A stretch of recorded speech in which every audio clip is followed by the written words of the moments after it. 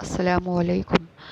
میں آج آپ سے ذکر کرنا چاہوں گی حضرت آدم علیہ السلام کی اولاد حابیل اور قابیل کا قصہ۔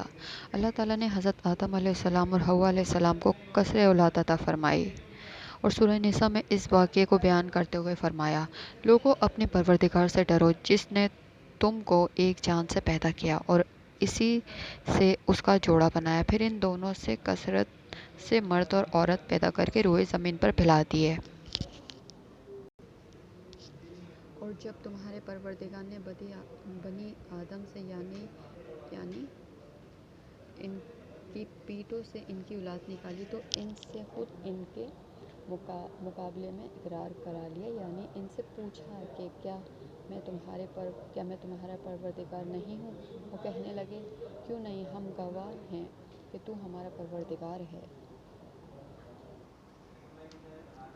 اے محمد صلی اللہ علیہ وآلہ وسلم، ان کو حضرت آدم علیہ السلام کے دو بیٹوں حابیل اور قابیل کے حالات ٹھیک ٹھیک پڑھ کر سنا دو کہ جب ان دونوں نے اللہ کی جانب میں کچھ نیازیں چڑھائیں تو ایک کی نیاز تو قبول ہو گئی، دوسرے کی قبول نہ ہوئی۔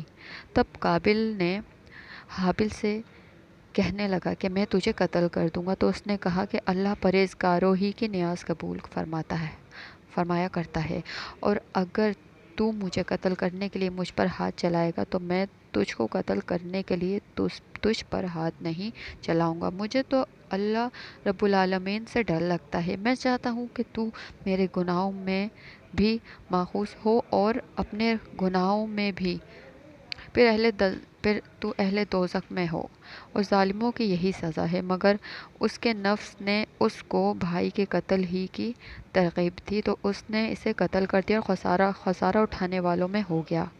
اب اللہ نے ایک کوا بھیجا جو زمین کو کریدنے لگا تھا تاکہ اسے دکھائے کہ اپنے بھائی کی لاش کو کیسے چھپائے۔ کہنے لگا: ہائے افسوس، مجھ سے اتنا بھی نہ ہو سکا کہ اس کوے کے برابر ہوتا، اپنے بھائی کی لاش چھپا دیتا۔ پھر وہ پشیماں ہوا۔ متعدد صحابہ کرام رضی اللہ تعالیٰ عنہ سے روایت ہے کہ حضرت آدم علیہ السلام ہر لڑکے کی شادی کسی دوسرے لڑکے کے ساتھ پیدا ہونے والی لڑکی کے ساتھ کرتے تھے۔ حابیل نے قابیل کی بہن سے نکاح کرنے کا ارادہ کیا اور قابیل کی بہن زیادہ خوش شکل تھی، چنانچہ قابیل نے چاہا کہ اس کی شادی حابیل کی بجائے خود اس سے ہو جائے۔ حضرت آدم علیہ السلام نے اسے حکم دیا کہ حابیل کو اس سے نکاح کرنے دو۔ اس نے انکار کر دیا اور کہا کہ حضرت آدم علیہ السلام نے دونوں کو قربانی کرنے کا حکم دیا ہے۔ حابیل بکریاں بھیڑ پالتا تھا، اس نے ایک موٹا تازہ جانور قربان کیا۔ قابیل نے اپنی کھیتی میں سے مکھی نمکی فصل کا ایک گھاٹا قربانی کے طور پر پیش کیا۔ آسمان سے آگ اتری، اس نے حابیل کی قربانی کو کھا لیا لیکن قابیل کی قربانی کو چھوڑ دیا۔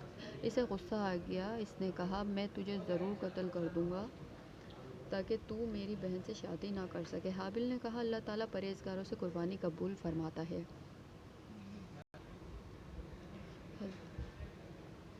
ابو جعفر رحمۃ اللہ علیہ فرماتے ہیں کہ جب وہ دونوں قربانی دے رہے تھے تو حضرت آدم علیہ السلام بھی موجود تھے۔ انہوں نے دیکھا کہ حابیل کی قربانی قبول ہو گئی، قابیل کی نہیں ہوئی۔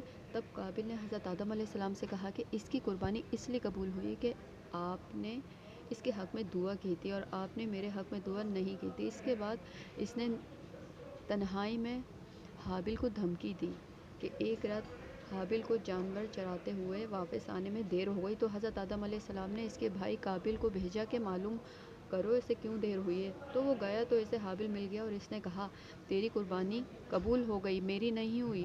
اس نے کہا: اللہ تعالیٰ اہل تقویٰ سے قربانی قبول فرماتا ہے، اور اس پر قابیل کو غصہ آ گیا اور اس کے پاس لوہے کی کوئی چیز تھی، اس نے وہ مار کر حابیل کو قتل کر دیا۔ بعض علماء نے فرمایا کہ حابیل سو رہا تھا، قابیل نے ایک بڑا پتھر اس کے سر پر مار کر اس کا سر کچل دیا۔ بعض علماء فرماتے ہیں کہ بلکہ اس نے زور سے اس کا گلا گھونٹا اور درندوں کی طرح اسے دانتوں سے کاٹا جس سے وہ فوت ہو گیا، واللہ اعلم۔ اللہ تعالیٰ نے فرمایا کہ جب قابیل نے حابیل کو قتل کی دھمکی دی تو حابیل نے کہا: اگر تو قتل کرنے کے لیے مجھ پر ہاتھ چلائے گا تو میں تجھے قتل کرنے کے لیے تجھ پر ہاتھ نہیں چلاؤں گا. مجھے تو اللہ رب العالمین سے ڈر لگتا ہے.